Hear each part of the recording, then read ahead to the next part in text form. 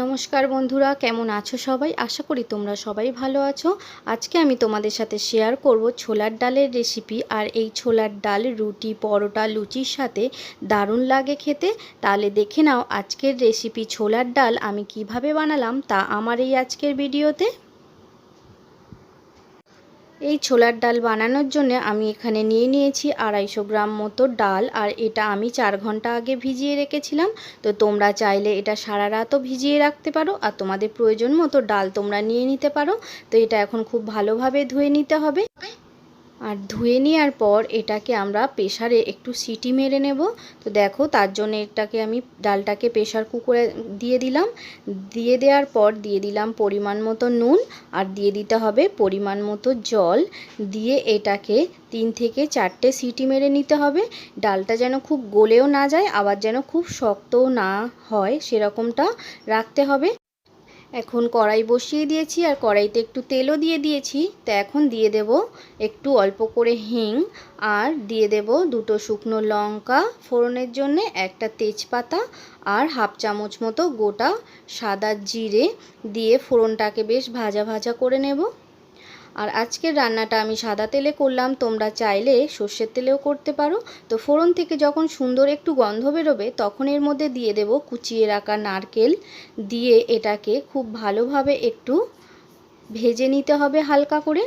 ভাজতে ভাজতে যখন নারকেলটা কালারটা একটু ব্রাউন কালার হয়ে যাবে তখন এর মধ্যে দিয়ে দেব। তো দেখো ঠিক এরকম পজিশানে দিয়ে দিতে হবে। এর মধ্যে গ্রেট করে রাখা 1 ইঞ্চি মতো আদা, তো সেটাই এখন দিয়ে দিতে হবে। দেওয়ার পর নারকেলের সাথে আদাটাও খুব সুন্দরভাবে একটু নাড়াচাড়া দিয়ে একটু হালকা করে ভেজে নিতে হবে। আর এদিকে ছোলার ডালটাও দেখো খুব সিদ্ধও হয়নি, আবার খুব গলেও যায়নি, এরকমটা রাখতে হবে। এরকম থাকলে ছোলার ডাল খুব ভালো হয় রান্নার পর খেতে।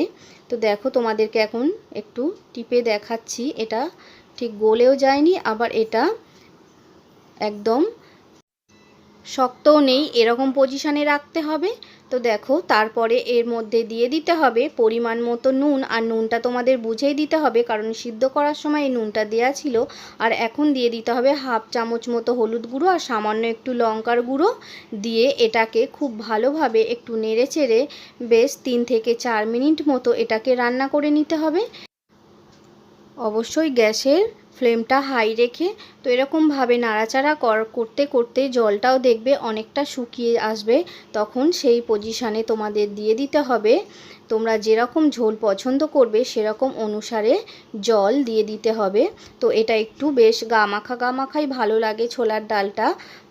তো দেখো তার জন্য আমি পরিমাণ মতো জল দিয়ে দিলাম। আর এখন খুব ভালোভাবে এটাকে ফুটতে দিতে হবে।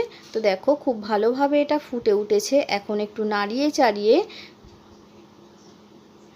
আবারও কিছুক্ষণ রান্না করে নিতে হবে, একটু জলটা শুকিয়ে যেতে হবে।